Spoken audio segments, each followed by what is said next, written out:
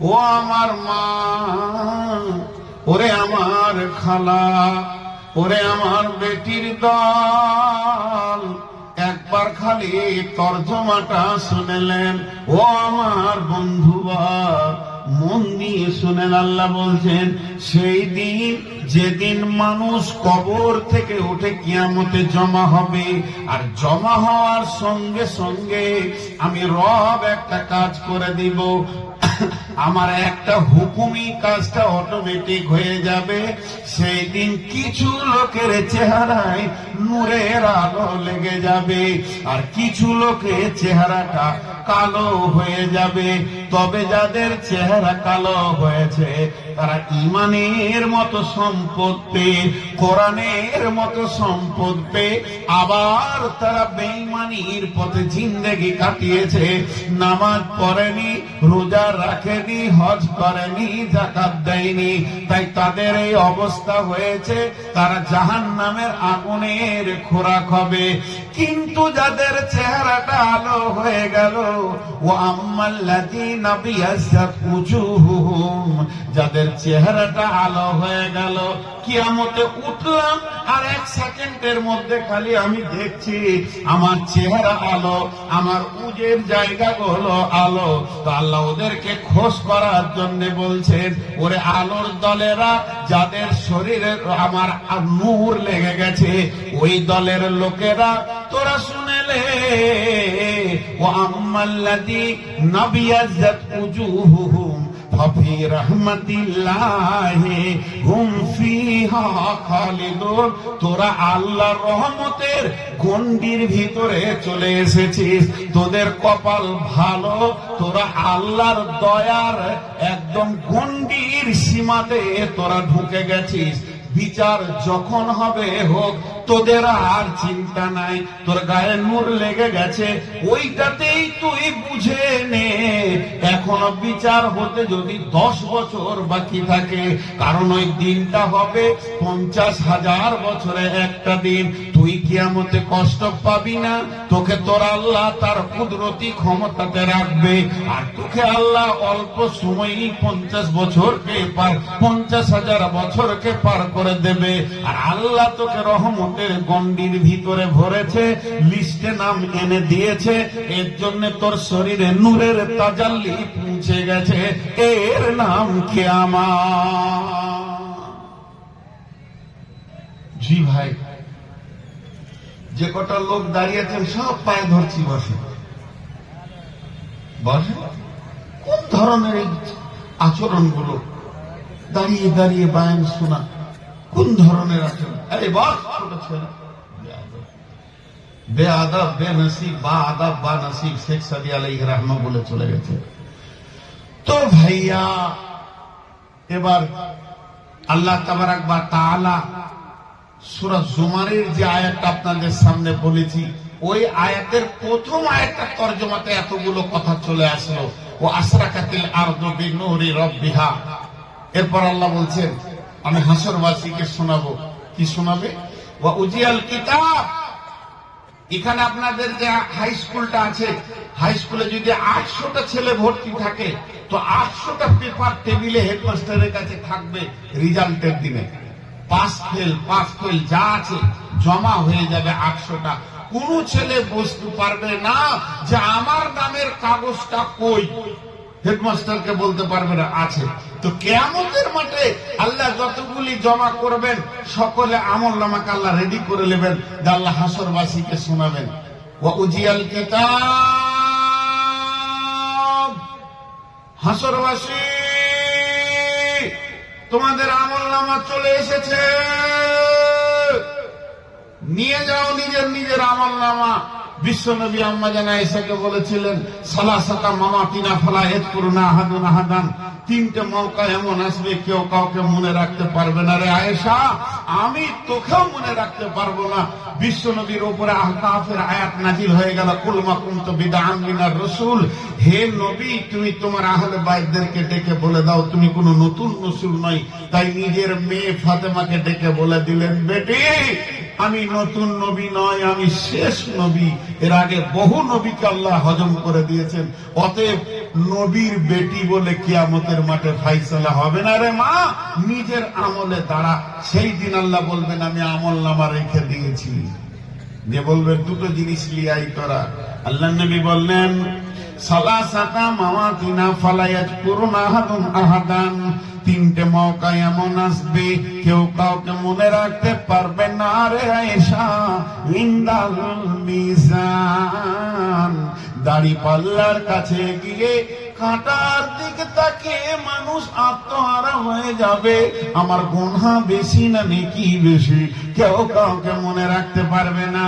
আর আল্লাহ যখন আমল নামাটা হাতে দেবে আর বলবে রাস্তা ধরে লাও, কাগজ পড়ে লাও, তুমি ডানের লোক না বামের লোক, সেই রাস্তা ধরে লাও। ওই আমল নামা আনতে গিয়ে আয়েশা রে কেউ কাউকে মনে রাখতে পারবে না। আর 3 নম্বর জায়গাটা ইজা ওয়াজিয়াত তরিকো ফি জাহারি জাহান্নাম, জাহান্নামের মুখে যখন পুলিশে রাখা হবে আয়েশা, ওই অবস্থাটা দেখবে মানুষ পাগল হয়ে যাবে, কেউ কাউকে মনে রাখতে পারবে না। মানুষ পাগল হয়ে যাবে। আল্লাহ বলবেন একা হুটপাট করে চলে আসবি না, সাথে মাল আনবি।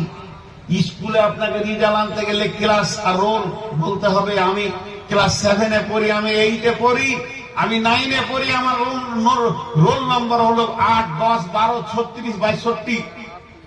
আমার নাম এই মাস্টার দেখে নিবে, বের করে দিবে। তো দুটা জিনিস নিয়ে যেতে হবে আল্লাহর কাছে। সেই দুটা জিনিস কি?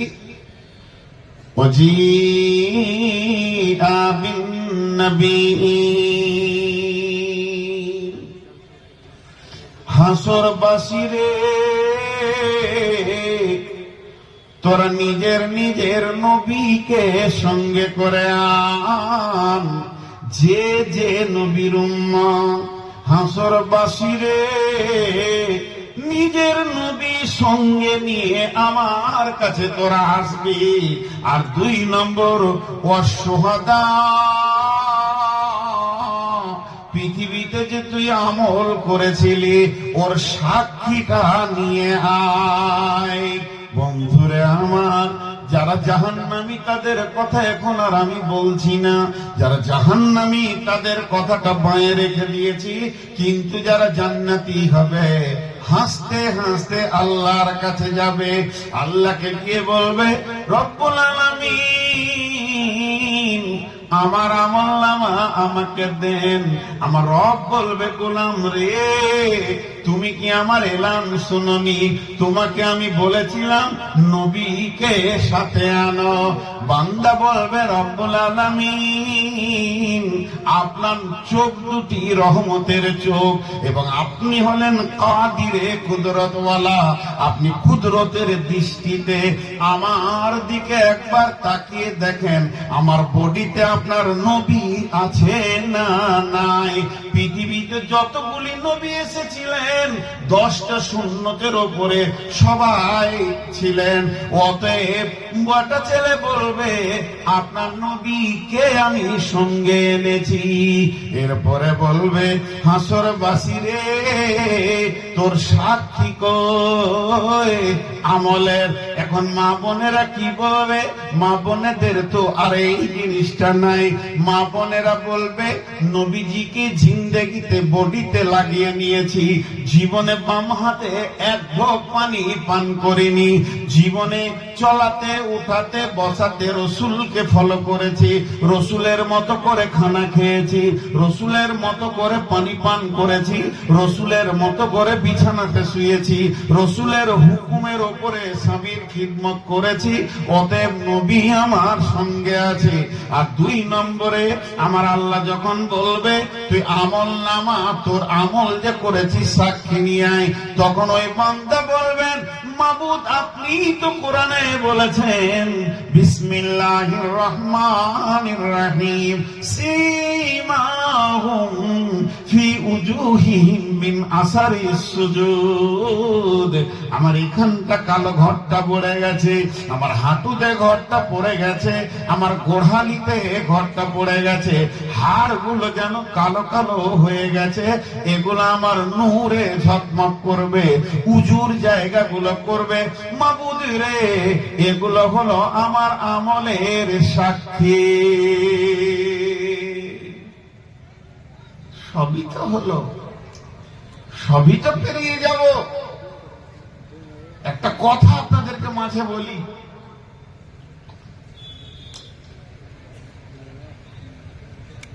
হ্যাঁ, কোনো টেনশন নেই।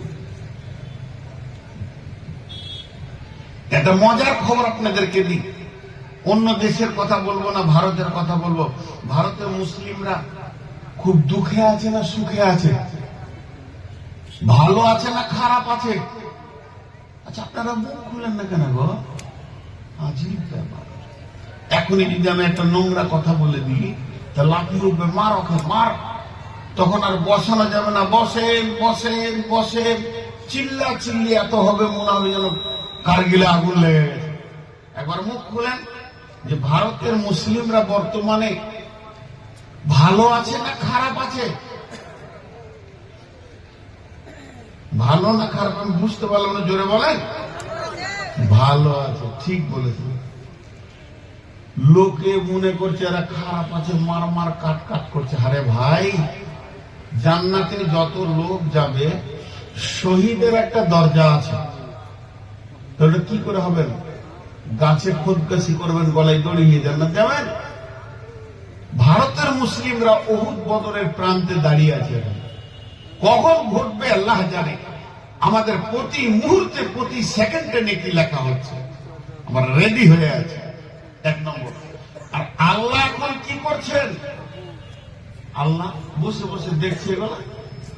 আল্লাহ তো বিরাট কাজ করেছে, মেশিনের এরকম করে একদম প্যাঁচকে ঘুরিয়ে দিয়েছে। সারা দেশের অন্য জাতিকে বলছে গোবর খা আর মুদ খা, আর আমাদেরকে বলছে দুধ খা আর মাংস খা। তো ভালোই আছে। আল্লাহ কি ক্যাপাসিটি করে দিয়েছেন।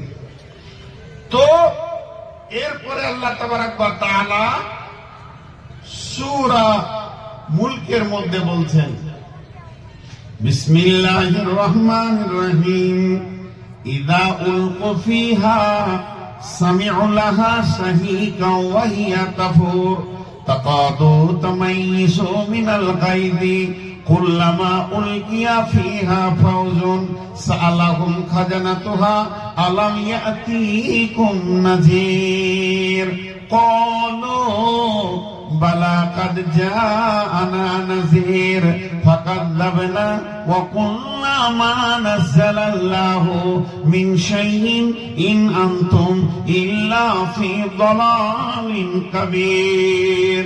আল্লাহ তাবারাক ওয়া তাআলা বলছেন, যখন মানুষকে জাহান্নামের আগুনে ফেলা হবে, তারা মেঘের গর্জন শুনতে পাবে। এখানে যদি একসঙ্গে 100টা মেঘের বিজলির গর্জন একটা পড়ে যায়, তা আমরা দুজন বেহুশ হয়ে যাব। 3খানা যদি বিজলির কারাক একসঙ্গে পড়ে যায়, তাহলে 10টা লোক মারা যাবে, বাকিগুলো বেহুশ হয়ে যাবে।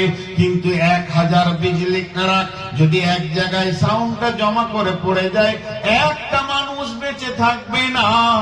আল্লাহ তাবারাক ওয়া তাআলা বলছেন, যখন জাহান্নামীদেরকে জাহান্নামে দেওয়া হবে, তখন ওই রকম তারা শব্দ শুনবে, কিন্তু জাহান্নামের যে দারোয়ান আছে, গেটম্যান আছে, সে বলবে, তোমাদের আলামি আতিকুম নাযীর, তোমাদের কাছে কি কেউ ভয় দেখানেওয়ালা যায়নি? আজকের এই জাহান্নামের ভয়াবহতার খবর নিয়ে কি কেউ যায়নি? তখন তারা বলবে, ক্বালু বালা কাদ জাআনা নাযীর, হে দারোয়ান, আমাদের কাছে লোক গেছিল খবর হয়েছিল, জালসাতে বয়ান চলছিল, কিয়ামতের কথা বলা হয়েছে, কিয়ামতের কঠিন কথা বলা হয়েছে। এই অবস্থাগুলো আমরা শুনেছি, কিন্তু ফাকাযাবনা ওয়া কুল্লা মা নাযালাল্লাহু মিন শাইইন ইন আনতুম ইল্লা ফি দালালিন কাবীর। তাদেরকে মিথ্যুক বলেছিলাম, ঝুঠা বলেছিলাম, এবং বলেছিলাম এমন কিছু হবে না। আল্লাহ এমনটা বলেনি, তোমরা যেমনটা বলছো। কিন্তু দেখছি তারা তো ধোঁকা নয়, তারা তো মিথ্যুক নয়, আমি নিজেই ধোঁকাবাজ হয়ে গেলাম, বিপদে পড়ে গেলাম।